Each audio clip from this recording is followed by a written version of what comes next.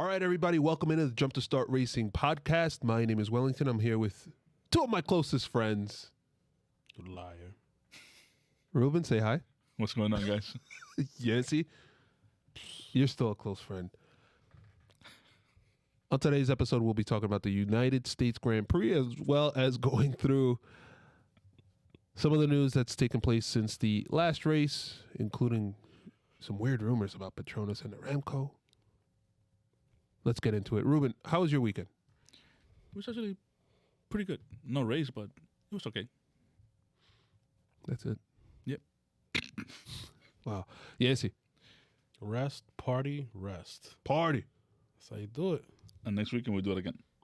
If you work hard, you play harder, bro. Yes, sir. That's how you do it. How was your weekend, Willie?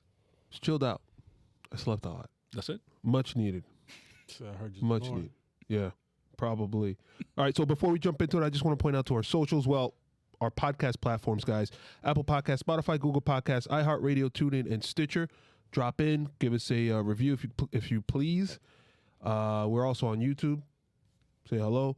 If you've watched more than one video, make sure to come in and subscribe, drop a thumbs up, hit the bell for the notifications, drop a comment if you would like, give us some feedback, please.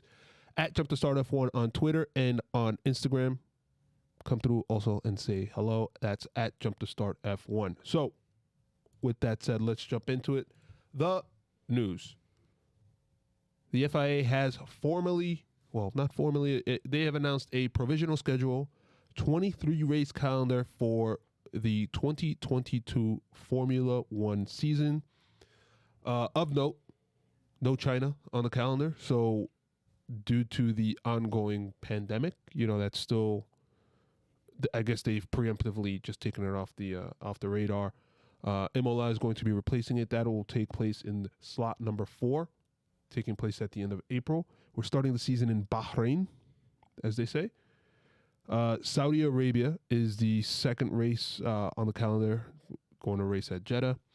And then, surprisingly, Australia will be race number 3. We did not race there this season. Traditionally, it is the first race on the calendar. I haven't raced it the last 2 seasons, actually. Correct. Mm-hmm. That's when it was canceled, really. Yes. Yep. Yes. So, That's one of those moments where, like, where were you that day? Don't care. What, the day that it was The canceled? day that it was canceled It was because like, of the yeah. pandemic. It was the weekend of. Yeah. Obviously, the other thing of note to us U.S. fans, and I guess everybody else too, is that Miami will be taking place as well as in the 5th. It's officially scheduled here in the 5th race slot in the beginning of May. May 8th. What are you guys' thoughts? 23 races when a lot of teams were already scrambling and complaining about the amount of stress it is putting on their people to have that many races per year. Yeah, it is a stretch, and I'm surprised that. I mean, I remember when they did the first triple header a few years back, and obviously they trialed that, and they said that they wouldn't go back to it again. Obviously, they had to go back to it, especially last year, because of the ongoing situation, the global pandemic. But they did it again this season, and I don't know why they did it, because obviously things seem to be coming down a little bit as far as the pandemic is concerned. So I guess that's the only way they would get the 23 races in. But I don't know. It's good for us, but a lot of people, especially many drivers, I think Sebastian Vettel was one of them, where you risk burnout from the crew. So did Toto Wolff said that too a few weeks back. You risk burnout from the crew, and what Vettel alluded to was that, which I don't believe that's the case, that it wouldn't make it special because there's so many races. It's a bit overkill, but I'm excited about it. Should be fun. Any thoughts, Ruben? No, I'm more inclined to the equipment. For example, look at the phases we have this year regarding, engines when it came to like not using more than 3 per the year and stuff like that. So now we don't even have 23 this year, and look how we are, because now you're putting the constructors or the engine manufacturers at a level of that they're not going to keep, pushing the boundaries when it comes to pushing the engines to the limit and stuff like that. So it's also going to hinder in that because now you're going to be focused more on reliability instead of more, I guess, edge of it. You don't think that could make it a little bit more interesting though? Especially at the end of the year, look what's happening this year where people have to take engine penalties. No, but yeah, that's part of it. But it also, teams, that's part of that adds more into the stress and the burnout than of the team as well. Yeah, Because now we have that, and we also have the budget cap, blah blah blah. All this stuff. It's just another challenge. I think. Yeah, it is a challenge, but this sport has always been on top of technology, and we cannot, regardless of whatever change you could bring to the sport. I think technology should also be a priority on bringing always the new stuff and being the edge of it. Not just a new calendar, or not just 23 races, but then they're also introducing the new Car. The new car. There's so much going into next year. It's going to be interesting to see how things shake out. New tracks, Miami. Yeah. I'm excited for it. So we start in the Middle East and finish in the Middle East. Yeah. Yes. How did that happen? We got 2 races in the U.S., which is great for us. Yeah. Yeah. Canada's no longer is going to be later on in June, which is one that we like to go to. But I think because Canada is normally right behind Monaco, or like 2 weeks after Monaco. But I'm penciling in Miami to be there for Miami. See you guys there. Yes. All right. As far as our next bit of news, I'm not really too clear on this one, but the F1 is set to trial a system of deleting double yellow flag lap times. So there's been a number of instances throughout the season, and in particular, was it in Turkey or was it the race before, where I believe it was Carlos Sainz set a fast lap time. It was Fernando Alonso. I'm sorry. Actually, maybe you probably better equipped than better Turkey. equipped to go through this news item here. Yeah, Fernando Alonso, I think it was at the end of or one of the qualifying sessions. He did it was a double wave yellow. Everybody backed out. But Fernando Alonso did a pretty competitive lap time. But as the track was drying up, obviously the next lap that he did was 3 seconds faster. Yep. But he was still referred to the stewards. And the fact that he didn't get any penalties or anything like that angered many of the drivers. Or I wouldn't say angered, but upset many of the drivers because they back off their lap time. They're back off as they should. Mm-hmm. They respect that section. So in order to avoid that whole mess, what they will start trialing as soon as this weekend coming up in Austin, they're just going to delete the times if there's any double yellow. So nobody can set a competitive lap time or nobody's at a disadvantage. So would that avoid sending? But that's only during practice sessions and qualifying. Yes. Yeah. So would that take away of, pretty much sending a driver to the stewards, or the stewards requesting to see a driver because of violation of double yellow? So that they're gonna obviously. No, I don't think they're gonna see the stewards. They're just gonna delete the lap time. No, because I know what I'm saying. But it's still a safety issue, though. So yeah, that's what I'm saying. Yeah, because they're deleting the lap. I guess it could be. Yeah. Right. Yeah, I mean, if they're, are they gonna give both? Like, hey, you deleted a lap time for this, and afterwards you're gonna to a steward for it. When it comes to, like, for example, there's ways to trick the system. So let's just take in the one that I can think of the best is during a VSC, a virtual safety car. Mm-hmm. You have to have an average time, a certain average time through these microsectors where you have to keep an average speed. But there's ways you can trick it. Maybe you could go a little bit faster to certain sections and then slow down, and then speed up and slow down.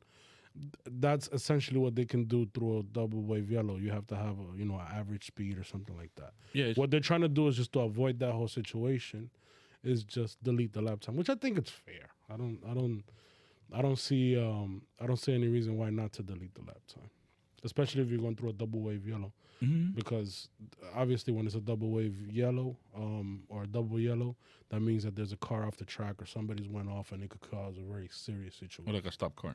Mm-hmm. So it's similar to like the Delta stuff where they always and they always talk to the drivers. You know, hey, maintain your dust, maintain your dust. It's pretty much. Yeah, and I think it's being brought up because the only reason was that obviously the next lap time that he did was 3 seconds faster, but I mean a lot of what the other drivers were saying was like, yeah, it would have been faster because the track was drying, so it would have been a better conditions to go faster. So Michael Masi has said that they will probably trial something in Austin. That was the last we heard of it, so it's not even certain that it'll be something that comes up this weekend, but it'll for sure come up at some point during this season. As we see, a lot of these rule changes rear their ugly heads way later than.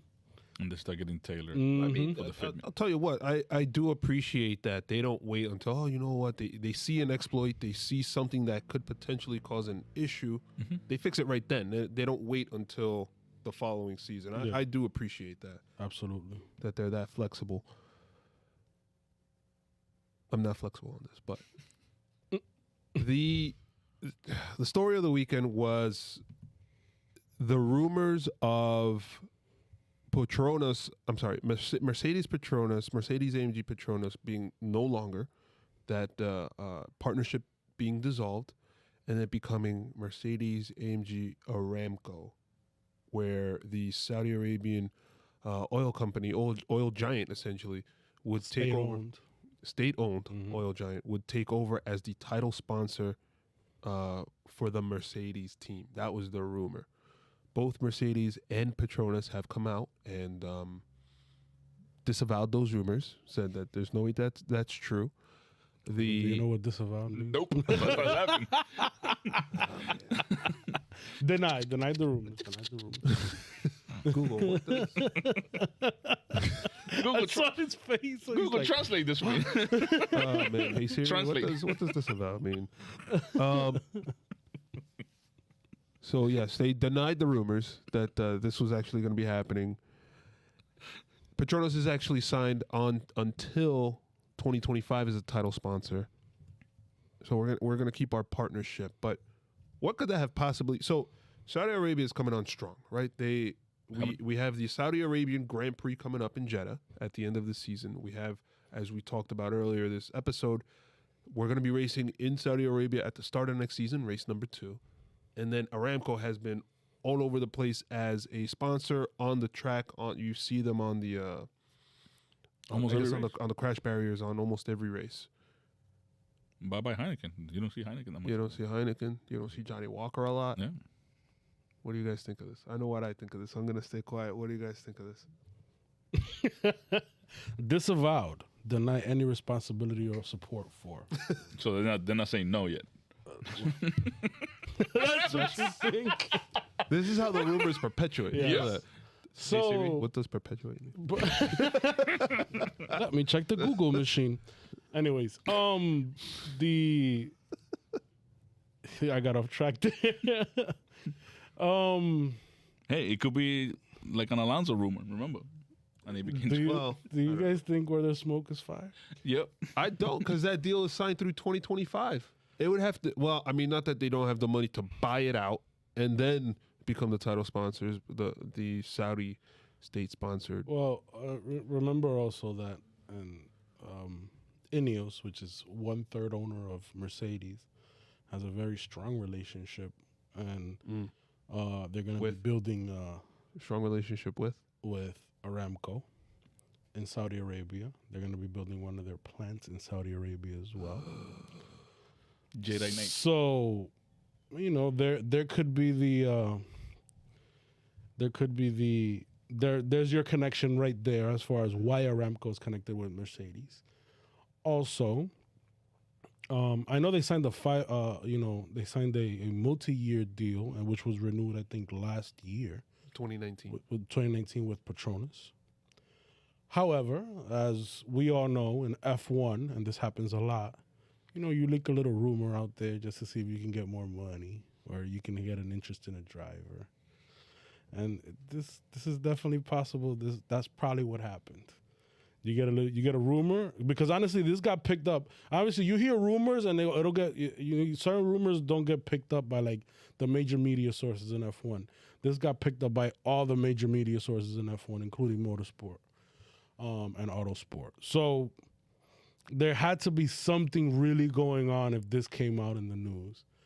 And if this came out, it seems like somebody just leaked it just to maybe get a little bit more money from Petronas. Even though Petronas is pulling out of, they had a major sponsorship in the team in the Sepang team in MotoGP. So I don't know. Stay tuned. I don't think this one's over. What do you think? With the smoke, this wine. You think it's not disavowed? They didn't deny it. Look, I mean, if it's me, the Mercedes car is constantly on TV. I would want to be that title sponsor. I don't care what I got to pay, right? Imagine being the Haas title sponsor. Like, you don't ever see that car. Right? Yeah. You never see the Alfa Romeo. So, like, that kind of sucks for them. But it kind of ties right into what Sebastian Vettel said this weekend that, at what point is the money just not as important, at what point is the money just not as important as your morals? Where we do have a lot of issues in many other countries, especially like Saudi Arabia, for human rights violations, I'll leave it at that. Sebastian Vettel has been at the forefront in Hungary. He had the LGBTQ shirt, with the rainbow, where it's outlawed in Hungary to even be of that persuasion. I don't know if that's the best way to say that, but yeah, that's what I mean. And he's to show propaganda, right? And then in Russia, he had the climate. I forget exactly what the shirt was, but he had a shirt that was pushing for, climate, taking responsibility over climate change and, being more eco-friendly. Mm-hmm. Russia being a giant oil state as well. Mm-hmm. So at what point does the sport, even though they believe that they shine a light and, try and change the opinions of these countries, whatever, it's not really doing a great job. But at what point do we say, okay, our dollars are just not that important compared to we're losing ourselves and our values? Or are there values? So the question is, at what point does F1 stop perpetuating? Yes. I looked it up. Make something typically an undesirable situation or an unfounded belief continue indefinitely. Write that down.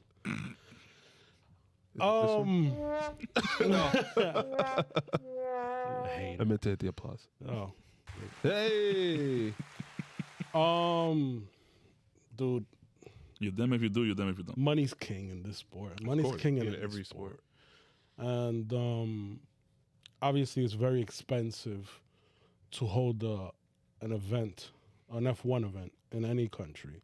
So you need the big bucks to come in and sponsor it and make it happen. How many deals have we seen in F1 fall through because nobody has enough money? Just one I can think of was, I think not too long ago, they wanted to hold an F1 race here in the New York, New Jersey area. That was in 2010. In 2010. Oof. And after consistently thinking that the sponsor had enough backers to hold the race, the promoter to hold the race, everybody backed out, and there's not enough money to hold it, and it's very expensive. Back then they needed a commitment of 10 years for $100 million a year. Yeah. And Red Bull even made a video going through the Lincoln Tunnel, yep, off a River Road over on the other side, mm-hmm, of Jersey. $1 billion coming off of the financial crisis. Yeah, exactly. So you tell me, you need that, they need a substantial amount of money to run these events, to run these races. And right now, unfortunately, a lot of the money is sitting in the Middle East with all that oil money just waiting to be spent. And you've seen underspending with no limits. Yeah, you've seen the Bahraini government buy into McLaren. You've seen Aramco make a big push in sponsorship deals, and then I'm pretty sure that they're pushing to sponsor the best team right now on the grid, meaning Mercedes Petronas F1, AMG Petronas F1 team. I don't even think Toto Wolff and Lewis Hamilton. You sound like the star of Drive to Survive. There you go, exactly. Yeah. So, and then you see also your alkali with obviously with Your what? your Exactly, Alkali. because you never see it on screen. So like, you Yeah, never their mention it. alkali is the main sponsor for the Haas F1 team, which The is Russian company. which is a Russian company. I don't know. I don't know if it's exactly oil, but it has to do with something in that industry or sector. I mean, you know, F1 is a big deal, and everybody sees it, and everybody wants to promote their product, and governments want to promote their state-owned assets. So, I don't know. I think yeah, they will keep on perpetuating this as long as there's money. remember, there's 52 weeks in a year. These people come to your area for 1 week, and out of that week, their main shine is one day, from Wednesday that they start arriving, Thursday, Friday, Saturday, and Sunday. That's when out of the whole 7 days, it's only 4 days of action. Like they always say, it's like a rolling circus or whatever the hell they call it. Mm-hmm. So why are we focusing? Understandably, obviously, there's been the last couple of years been a lot of lights into all this stuff, but they're just rolling by, bro. Yeah, and I think also Whoever wants to have a political stance, like Beto's been doing, I think it looks awesome that he's doing it. And who? It's I only don't- gonna go so far. Here's the thing. No, but would you want somebody else other than Beto to do it? Wow, Beto's like the stand-up guy to do it because he's correct, and he'll tell you, Why is he the only one? But he's the only ones that care about it. Maybe the other ones don't care about it. Maybe the other ones are saying, yo, if I start talking like Beto, I'll probably lose my sponsors. I don't have it like Beto. Beto's a 4-time champion, multi-millionaire. I'm probably getting paid a couple hundred the grand. issue is that you can't cherry pick your issues, man. Exactly. There's issues all over the world, including in this country, that anybody can take up arms against and protest against, and we saw that 2 Last years summer. ago, last summer. So you can't come in and get on your high horse, because I think every country all over this world deals with things like this, regardless of what side you fall on. As far as to say it's a political issue, I would disagree with you on that. There's certain things that are obviously human rights issues, but it's all, we're all going to disagree and agree on certain things, and it's tough. It's tough because yes, you would want an entity as big as F1 to take a stand on human rights abuses, but at the end of the day, you need money and to run the show and to become awareness. I think not the correct thing, but one of the things that you can do, especially as a driver, if you have the clout that maybe a Lewis Hamilton or a Sebastian Vettel has, is bring awareness, because honestly, that's what they're doing. Yeah. And then people can dig deeper and maybe demand more and demand the changes. But obviously, if you stay away, then those changes will never be made. So it's a tough situation to be in, but if you look at the bright side, if you can call that a bright side, is that we're racing in Saudi Arabia, we're racing in Bahrain, we're racing in China, we're racing in a lot of different countries, in Azerbaijan as well.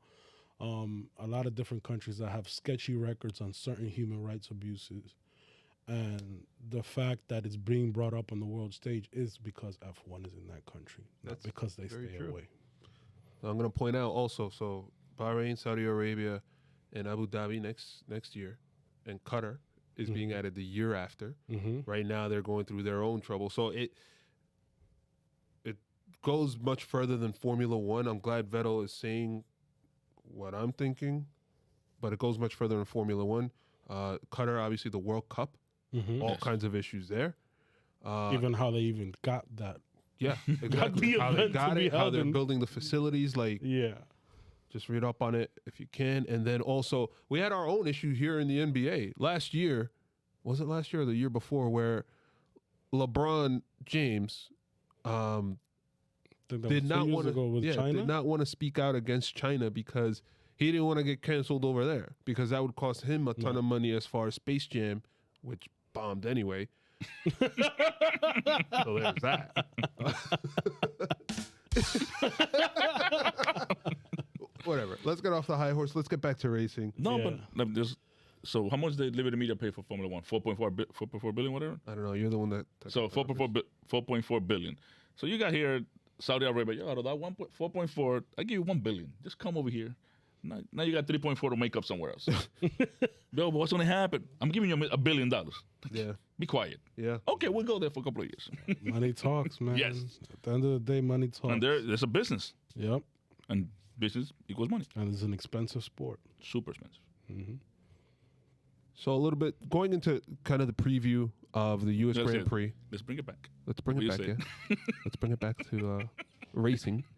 Back to the preview for the getting into the preview for the U.S. Grand Prix. Not starting with trivia, but kind of going through some news. So, if you guys recall, Daniel Ricciardo, the master of making bets with team principals, right? He made the bet And winning. He made the bet with Zach Brown about what was it, being on the podium or winning? Winning a race, being on the podium, which I guess he won that bet in style by winning in Monza. Yeah. The 1-2 in Monza.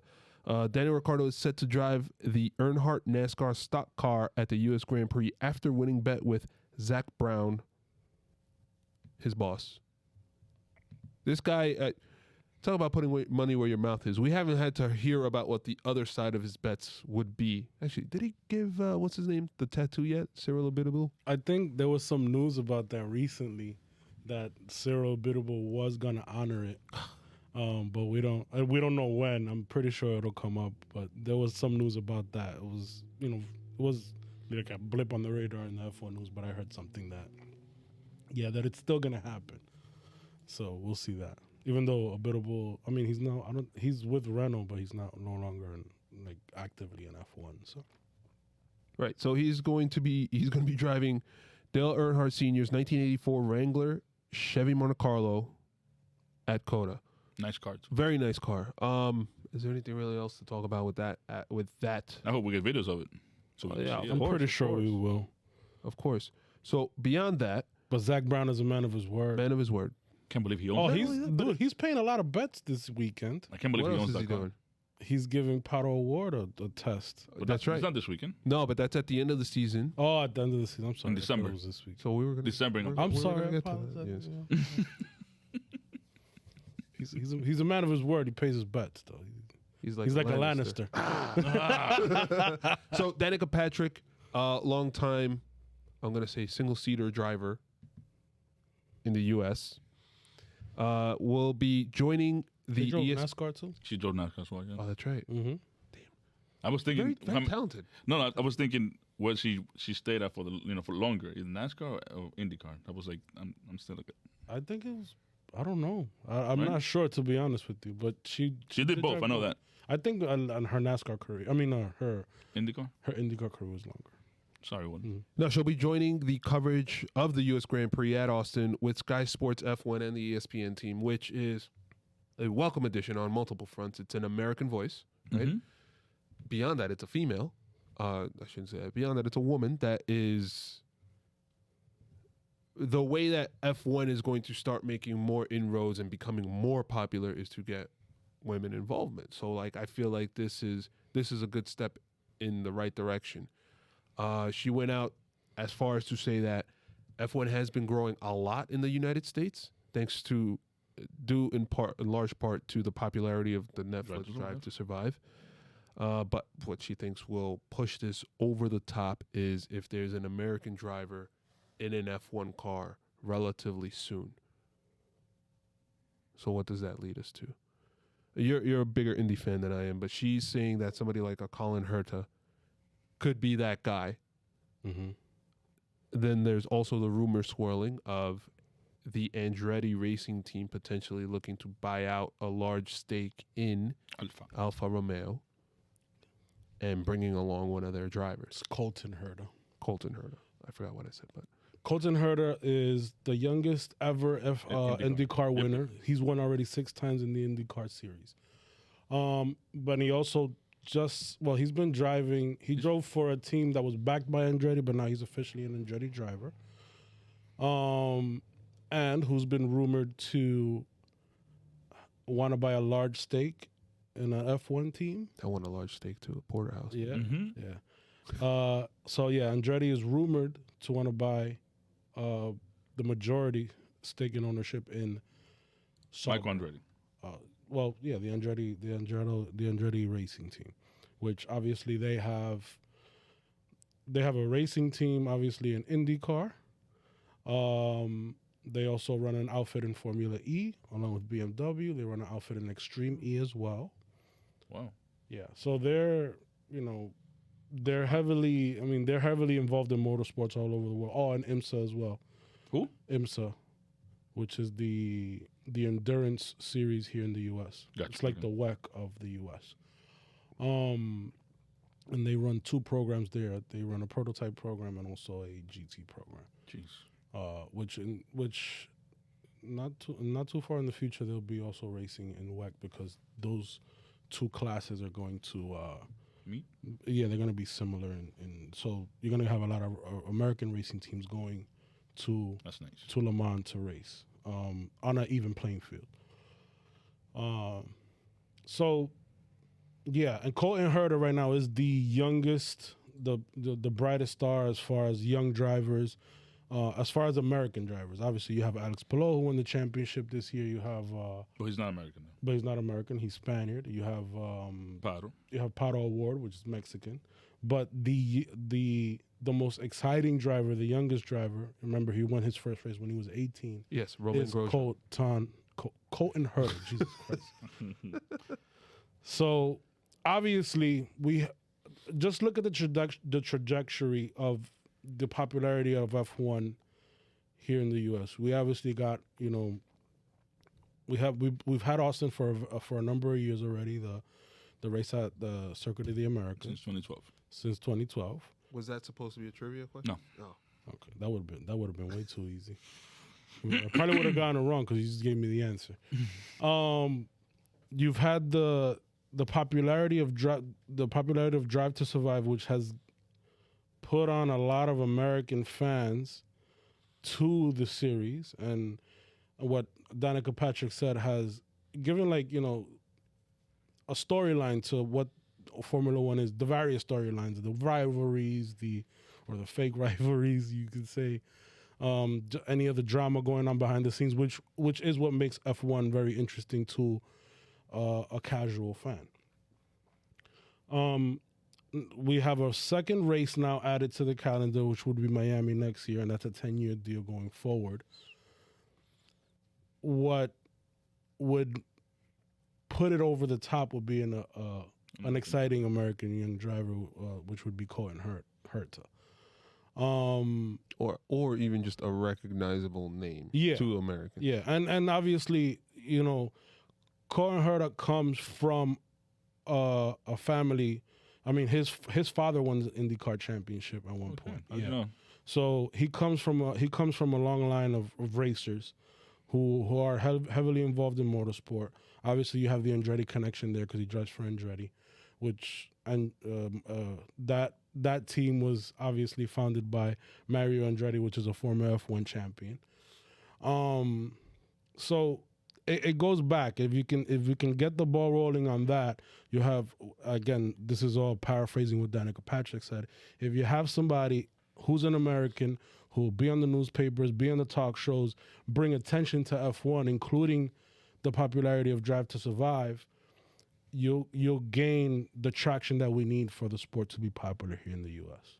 To be more popular. To be more popular than, what it is. And speaking of Paddle Award, go ahead now. Now that we've gotten through that whole thing, he's going to be testing at the end of the season. For McLaren. Yes. Which he was promised after he won, I believe, at Texas Motor Speedway. Texas Motor Speedway. Oval race, actually. And he's already come out and said that Formula One is the dream. It is the pinnacle of racing, etc. It's where every driver wants to be.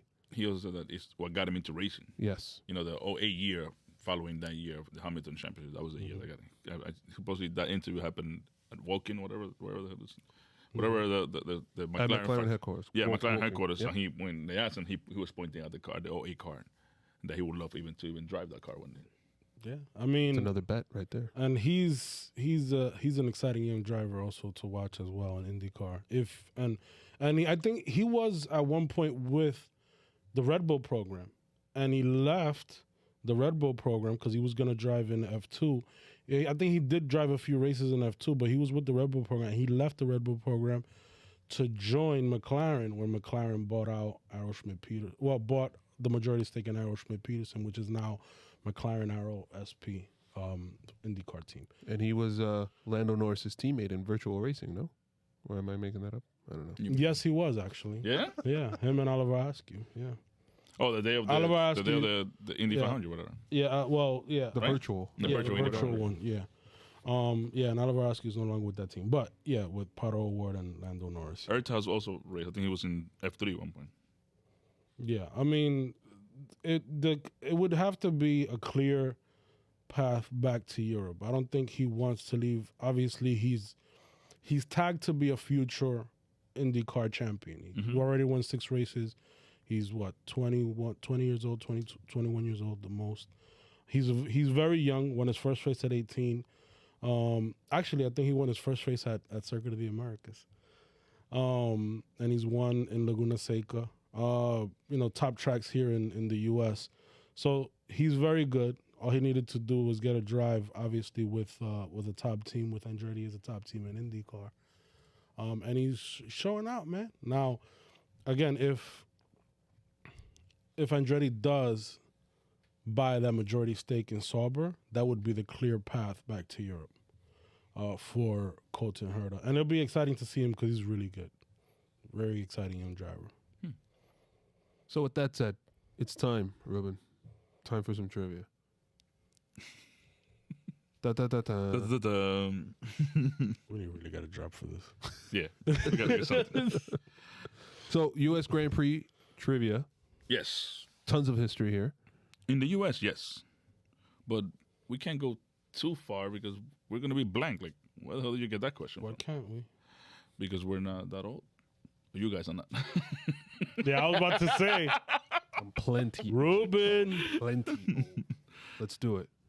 I'm going to give you an easy one to start. Name the driver that ended a 114 race win drought Damn. Kimi Räikkönen. Yeah. by winning a quota back in 2018. The last Ferrari winner. Yes. And also, he said it was about damn time or something like that. It was about damn time, right? He said about the rating. Maybe it was a little bit more colorful than that. Last Yeah. Ferrari winner at Coda. Let me clarify that. What was that? Last Ferrari winner at Coda. The last Ferrari champion. And the last Ferrari champion. Name the tire manufacturer that provoked the tire fiasco. Michelin. Yo, he got it. I'm sorry, I continue was the going to question. wait till you finish, give him a shine. At the Why you 05 gonna US take a Grand Prix. shine for him? That was such Huh? a legendary race. Yeah, Michelin had told the FIA that they needed to slow down the car or add a chicane right before the bank section to avoid the blowouts. Who won that race? You know who won the race already. 05? Hold on, who won that race? I know who won the race. Does Wellington know? I can't say that question anymore then. I don't. Michael Schumacher. Yep. I can't say the question anymore, so that's a question out of the way already.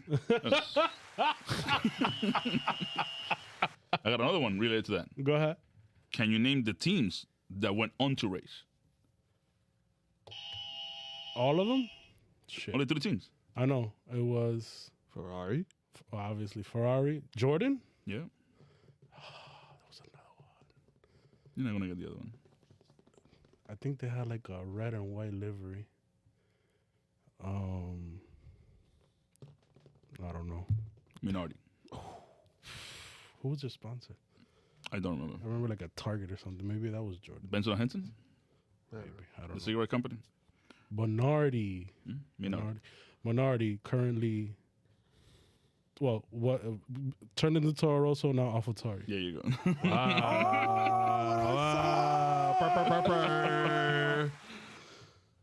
What's the name of the manufacturer? The tire manufacturer they had. The 3 teams.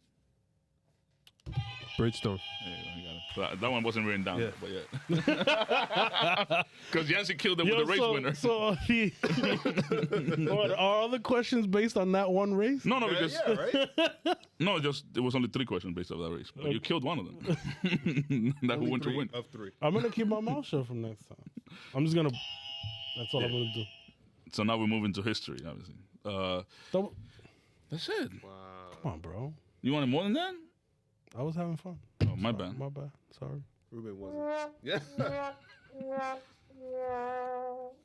So now we're going to U.S. Grand Prix history, because Austin is too short to talk about just, obviously, COTA, just talk about. So the U.S. Grand Prix dates back all the way to the early 1900s when it was called the Grand Prix, not Grand Prix. So, and it was run actually local tracks here in Long Island and Savannah, Georgia. Wow. Also, the Indy 500 has traces to date back to those early years as well. The Indy 500 was also one of the inaugural races during the first 11 years of the modern F1 World Championship. He stayed in the Indy 500, whatever, Indianapolis, until 1960. 1971, he went to Watkins Glen, here in New York as well. New York, like about 6 hours. By the way, people, it's like 4 hours from New York City. Is it 4 or 6? I believe it's whatever. Whatever, it's far. 2 hours more, 2 hours less. When you're going that far, it's nothing. Well, 6 hours is In the middle of Montreal nowhere. already, by the way. Yeah. So it's 4 hours. That's how you. Yeah, okay. that's how I'm timing it. Dude, listen. Buffalo's 6 hours from here and it's still in New York. Exactly. So yeah, 4 hours. Buffalo's on the other It side. depends whatever. part? I'm not even What gonna keep mountain going. you're Go, heading to? go ahead. No, Keep wait. going. It depends what mountain you're headed The to. Adirondacks. The Is what? that the Adirondacks? What the hell is that? Finger Lakes? I don't know. What does this have to do with F1? History, nothing. Just trying.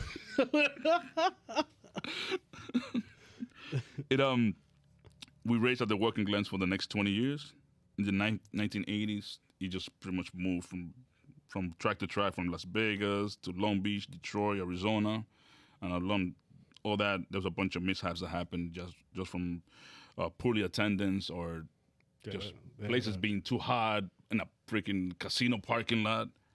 In Caesar's Palace. Yeah. Yeah. What is Because of that, F1 disappeared for about 10 years, and disappeared after from from the U.S. Well, This sound the F1 just disappeared like, on the face of the earth. no, he came back into 2000 to a modified oval at Indianapolis, and that's pretty much where, saying again, he came back to a big fiasco with fans and all that stuff, and he had great attendance until 05 when he had the tire fiasco, and he just raced again there until 07. Yeah, the issue there was with the bankings. Yes. The tires would heat up and it just explode. Tires weren't safe. Then from there, they were to make a deal with COTA. It's now in 2010, and in 2012, the Prodigal Circus came back.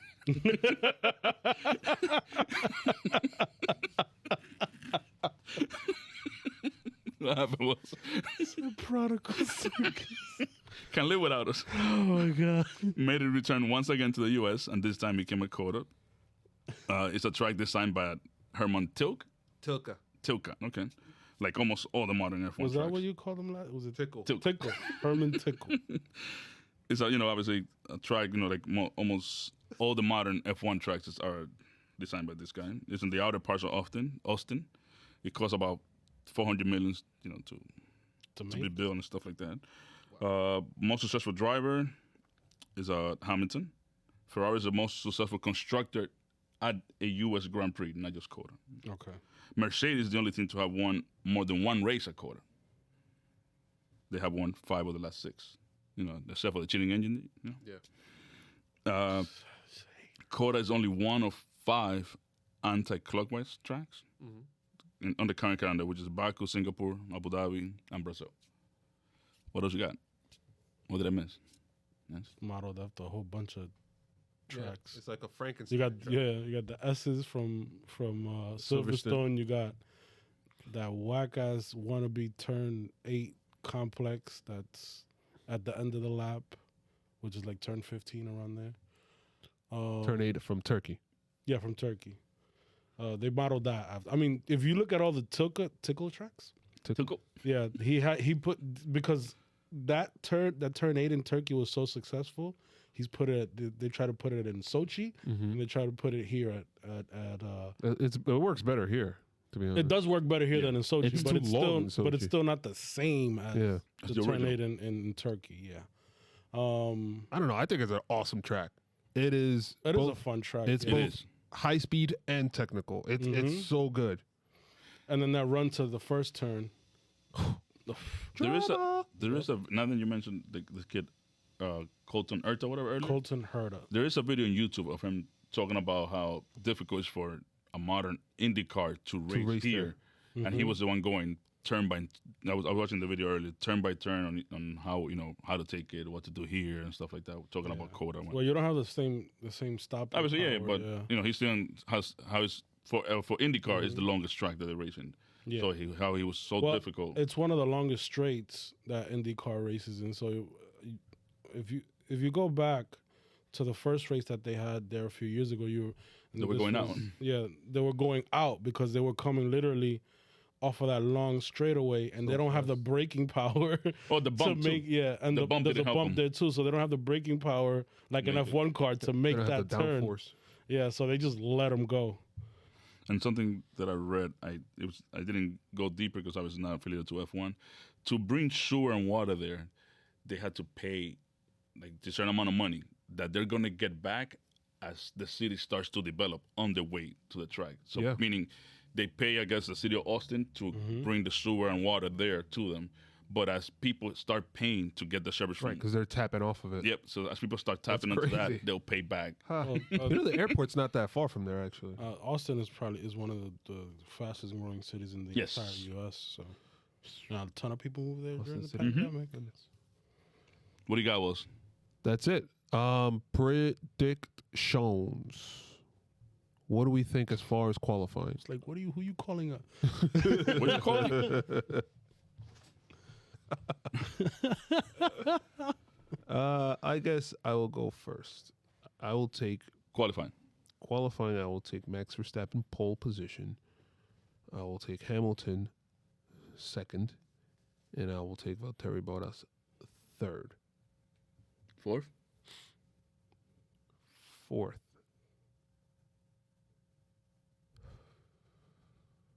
I think that this is going to be a good track for the McLarens.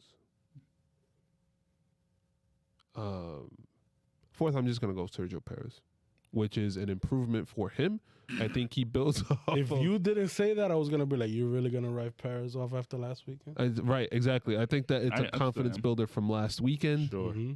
They've been talking about he needs to qualify better, and I think that he puts his foot down, no pun intended. So 4 Paris. Fifth, I think, like a Ricardo. Yhancy? This is just qualifying. Yeah, qualifying. I'm ready to say mine. Then say it. What he thinks. So, obviously, Max Verstappen's going to take pole. Lewis Hamilton, Valtteri Bottas. Fourth will be Lando Norris. Fifth, I would say Leclerc. Yeah, thank you for going first. You know why? Why? Because you're dead wrong. Okay. Wow. All right, you're dead wrong. Go ahead. Because you know what? Based on the speed, No. no, Speed increase? the speed increase for Mercedes, I'm saying Hamilton, Bottas, Verstappen. Mm-hmm. Sergio Perez fourth, Lando Norris fifth. Okay, we're gonna see it. So then how does that translate to your race prediction? There you go. Stays the same. Whoa. The only switcheroo that I may see would be Max overtaking Bottas, but I think that the Mercedes is too quick. Is going to be too quick for them in this track. This is a track that's tailor made for the Mercedes. No, it's not. It's Yes, like the it reverse. It's tailor made for the Red Bull. No. It's It's a with the toss-up between long the two. straight. Okay. With the long straight, And the then S's. and then The left S's turns? is straight Red Bull. They in Silverstone they work so fast in the S's that Mercedes. I think Mercedes. That's why Hamilton pushed out Max because he wanted to have that advantage. Mercedes has seemed to claw back any advantage. Quietly. Claw back any advantage that the Very Red Bull loudly. had. Okay, they've won 5 of the last 6 races on this track. Okay. Okay, They haven't won 5 of the last 6. this championship is about to get better. Better. And Ruben, what do you think? I think that Ham coming through with the hammer. With the hammer. And I don't and the see way it, dog. I Bottas is just racing the don't past see it. few races, sup. I think pretty much stays the same way as my qualification. It will be Hamilton, Verstappen, Bottas, and it will be a 4th and 5th will be still be a toss-up between Lando Norris and Charles Leclerc. Charlie. I'm tired of writing them off and then they prove me wrong. Well, they listen. Their car has made. They have a better package this time around. Their engine is a lot better. Listen, Ferrari believes that they will beat McLaren in the construction. No, yeah, they're eyeing third, and I believe that too. But I just don't think that this track suits them. But he also has to do with how closely Sainz and Leclerc is in points too. How am I gonna say? How am I gonna say that Ferrari is gonna beat a Mercedes engine when I'm tapping the Mercedes engine to beat everybody else? I can't do that. How about you, Wellington? I don't know. I'm going back. Yeah, I don't know. Hamilton and I'll say Mercedes have won their fair share here, but you see all the other constructors, they're not as dominant here as they are on other tracks. So to me, it's like to give them the advantage here. It's like I just don't see it. I don't know. I am gonna go with Max winning the race, Hamilton second. I'm gonna go with the Lando Norris podium. Ooh, that's a big toss-up, too. And a Charles Leclerc fourth. And fifth? So F Sergio Perez. Fifth, Sergio Perez. No, F both. Sergio Perez. No. Oh, yeah. Yeah, Bottas. No, Bottas fourth. He's going to get another engine Leclerc penalty. fifth. He might. He might. You never know. So, Ferrari versus McLaren here. Who do we think comes out on top on this track? McLaren. Yeah, the engine's too strong. Even though the Ferrari engine seems to be a lot better, considering the results from the last race, I don't see it that much better. I think that this will suit McLaren better. This is also a great This weekend. track will suit McLaren better. This is also a great weekend for us. We get to sleep in because the race. It's not early. Yeah. What does it start at? 5 or 2? 3? The qualifying's at 5 p.m. Okay. Eastern Standard Time. Okay. The And the race is at at 3? Okay. That's So it's clashing with gonna football, be weird. It's going to be great because I don't have to watch the Giants. My poor football. 1 and 5, baby. 1 and 5. Okay. Anything else you guys want to talk about with this race? Yeah. Can't wait to Sunday. They should have brought back the introductions like they did a few years ago. Like the wrestling introduction Yeah. That was nice. with Michael Buffer. The Michael Buffer and the Dallas Cowboys cheerleaders. That would have been great. Is McLaren going to do something over the weekend besides Ricardo driving their car? You know how Red Bull most of the time we're doing like the past few years with Ricardo and Verstappen where they came like dressing like cowboys, whatever, the Zulu like that thing, something like that. Because obviously Ricardo has a big influence with American culture. And So stuff. yeah, that was. I would think McLaren will probably do something more that than was I mean, Ricardo. besides the football style shirts or something like those. Besides that, you think? Dude, I don't think that Max and Red Bull are messing around with anything. They are laser focused. to win? Yeah. Okay, Right? good. Yeah. better for us, more reason. They already did a few things. Anyways, Red Bull. Yes, They did The white suit last ran a demo car in Dallas. yes, they did it in Dallas. They did like a demo run. Show your personal doing. And they did a demo run here in New York. How are we Yes, not going to that talk was about that was that? over the weekend in Turkey. Yeah, They were where doing the that. NYPD gave him a ticket. Good. The traffic Parking agent, ticket. not NYPD. Good Let's not, deserve it. let's not trash the NYPD. That It much. wasn't even street legal, that car. Yeah, it wasn't even street legal. And they I got mean, it was a double parking. well-deserved ticket. What was the ticket for? Dual parking a pump? What was the ticket for? So being an What's the ugly ass video? car. You know what? You know what? An ugly ass car. Not a particular fan of that. But We can tell. We can tell. That look, it was Chinatown too when we got the ticket. It wasn't Chinatown. So if you ever been to the U.S., that area of downtown Manhattan is very, very close. Congested. Yes. Justin. So you go there after Tiny street. Well, after they're used to afternoon. that in Europe. So probably yeah. Yeah. But if you go to that area around 12, 1, 2 p.m., it's going to take you 40 minutes just to go around the block. You're definitely going to get a ticket if you park in the wrong spot. Yeah. We normally just leave the truck in the middle of the street. I think You know that, Rose? I think that Sergio Perez is having a Peking duck.